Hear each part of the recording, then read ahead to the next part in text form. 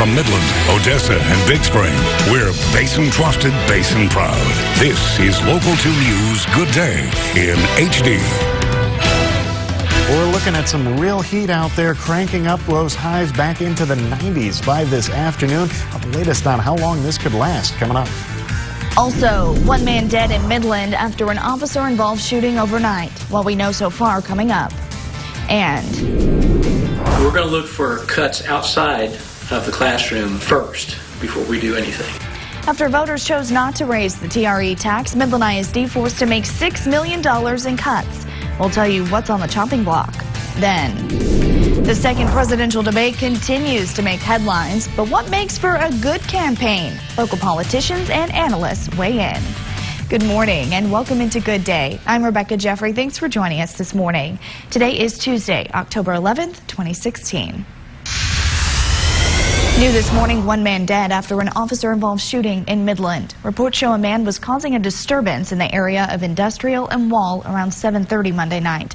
When officers arrived, they learned the man was armed with a gun. During a confrontation, he was shot by police and later died at the hospital.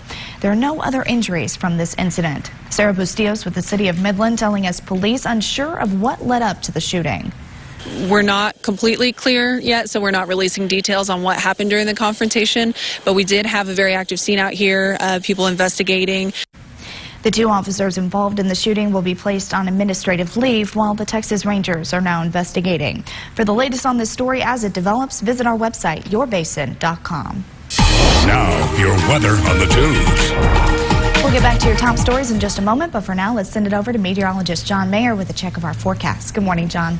Good morning, Rebecca. Well, it is October. You're just not going to know it, especially by this afternoon as we see more of those rising temperatures out there, cranking up into the 90s before long. We're going to see some real heat in our forecast, and a big reason why, well, it's clear, it's dry, and that means plenty of sunshine as we see more of that heat starting to head our way. Right now, it's not too bad. These mornings haven't been anything too exceptional. Upper 50s, lower 60s, sitting at 64 degrees right now in the Tall City. We got those light winds coming out of the south. Winds not expected to play much of a role in our forecast moving forward today, but boy, later this week, get ready. We're going to have a chance for some record highs as we get back into the 90s over the next couple of days. Thursday and Friday, though, could bring some rain back into the forecast. The latest on whether or not those changes will stick around or if we'll be heating right back up. Coming up in my full forecast.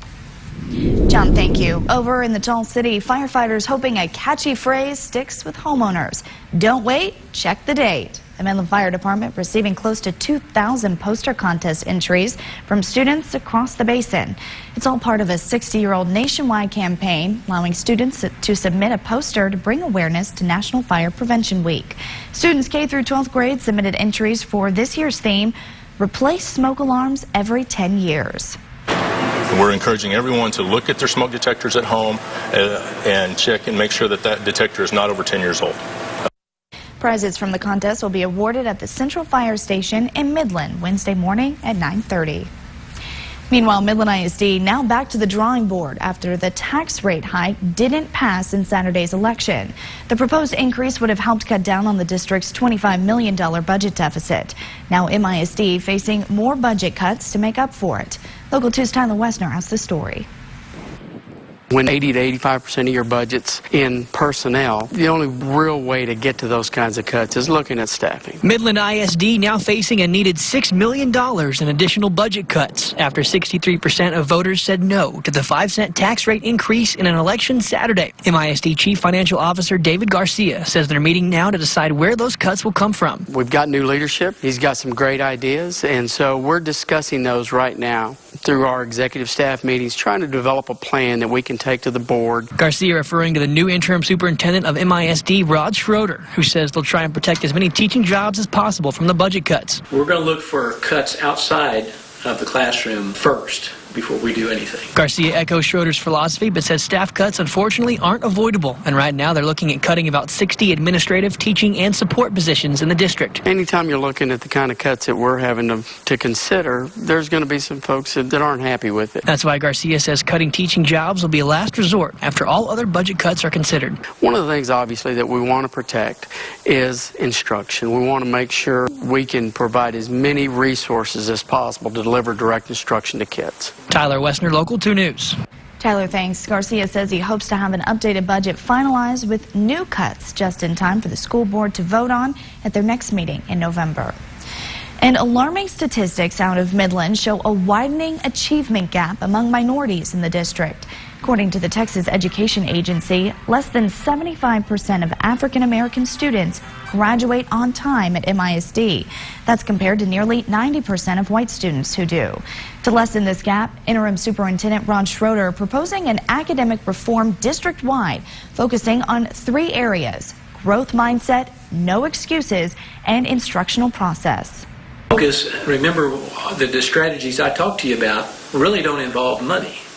They involve attitude, beliefs, and a good process. We know that it takes an entire village to raise a child. So if we've got even one child not graduating, to me that's not good enough. Some aspects of Schroeder's plan have already been put into action. He tells us he's hoping to see results by 2017. Moving to Odessa now, where Grace McDonald expected to make her first court appearance this morning. Her arraignment and bond reduction hearing set for 9:30. You'll remember Grace was indicted back in September after police linked her and her brother Gabe McDonald to the murder of their parents Greg and Jana McDonald back in March. She was recently extradited back to Ector County after being in Arizona, while her brother Gabe McDonald still in custody awaiting trial. The affidavit for his arrest stating he told his sister he was going to shoot their parents in the middle of the night. Staying in Odessa, it's a stink the Ector County Clerk's Office has been dealing with for months. Commissioners met Monday morning, part of their discussion, how to take the next steps to stop the pigeon problem once and for all. They voted to start taking bids from different companies on a final solution. To maintain cleanliness right now, maintenance workers go into the honeycomb wall once every 2 weeks to scoop up the mess. Maintenance Director Octavio Carrillo says he's hoping commissioners will be on board for netting around the whole building, which he thinks is the best option, even though it could cost up to $100,000. If we can avoid them from roosting in the honeycomb, that will solve most of our problems with the birds and the problems they've caused for us. Precinct 2 Commissioner Greg Simmons says commissioners will know more when they get some bids back from companies. That way they can gauge how much they're willing to spend on a permanent solution. Local to your local election headquarters, and what does it take to run for office? Basic qualifications aside, what kind of impact does your behavior and body language have on poll numbers? While Republican presidential candidate Donald Trump has shaken up the political status quo, we wanted to know, what are some of the more traditional tips given to those vying for your vote? Local 2's Ryan Martin has more from an analyst and a former candidate. Inspector Mike Griffiths learned some lessons after his quest to become Ector County Sheriff. I tried to relax more. And the more relaxed you are, the better you will perform. And that was my goal. This is just one of the many steps a candidate should take when on a debate stage. And Bill Harlow adds, this also includes prepping for every possible question. You don't have an oops moment where somebody asks you a fairly obvious question and you're not prepared with an adequate response. History professor Derek Katzum points out that in today's social media world, candidates' performance matters, even when they aren't responding to a question. It seems like the best approach is simply to look like you're being thoughtful, that you're thinking about what your opponent is saying without reacting to it. Analysts say when seated at a table such as this, candidates should look natural with their hand position. And when they're standing at a podium, they should grip the podium, but not to grip it too tight, as their hand placement can make them look either angry or nervous.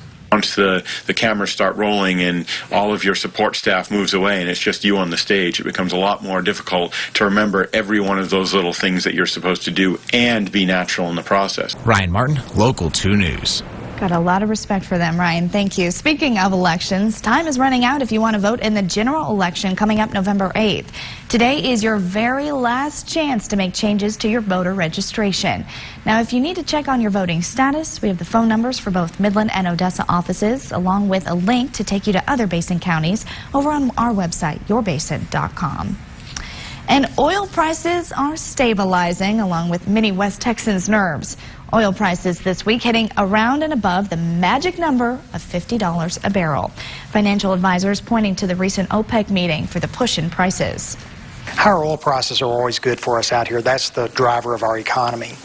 Today specifically, oil prices are up about 2.5% based on the Russian president coming in and saying that he's for the talks that are ongoing. And with these oil prices increasing, the local economy could see an upward swing, and no doubt giving many some job security in our area. Now, your weather on the twos. John, I want to backtrack back to today being the last day that you can register to vote for the upcoming election. So we have information up on our website. I also posted a really helpful link up on my Facebook page. I saw that this morning. Did you click on it? Yeah, no, I just saw it. Okay. Well, it's super user-friendly. Yeah. And, you know, I knew that I was registered to vote, but I just wanted to see how it worked. Yeah. And, you know, plug in your name, your birthday, your zip code, and it'll pop you up if you're registered. And if not, there's a link to where you can register. Well, that's nice and easy. Yeah, super easy. And, yeah, I need the button right now. Yeah, right. That was easy. So, anyways, go check that out. It'll help you out because I'm a big fan. You can't complain if you don't vote. Yeah, exactly. I wish I could vote on this forecast. Yeah, I know you would give it a big thumbs down, but we can't change it. It's going to be hot. It's just cranking up there, those highs over the rest of the day today and really over the next several days. This week is just going to be unseasonably warm out there, given that it's mid-October. Mostly clear skies early this morning. Still struggling a little bit with that pollen out there. We got grass pollen, weed pollen, mold spores all coming in a bit higher this morning, and we're going to continue to see more of that as these temperatures really not dropping down, at least not yet. Yesterday we hit 86 for our high. That's reasonable. It's still above average, but at least it's manageable. But today we're going to crank those numbers up even further, from a start in the mid-60s all the way up into the 90s by this afternoon. That's right, 90 degrees for our high today in Odessa, Midland. But this is not the end. I'll have the latest on how long all this heat could last and when we could see some rain coming back around up next in my full forecast.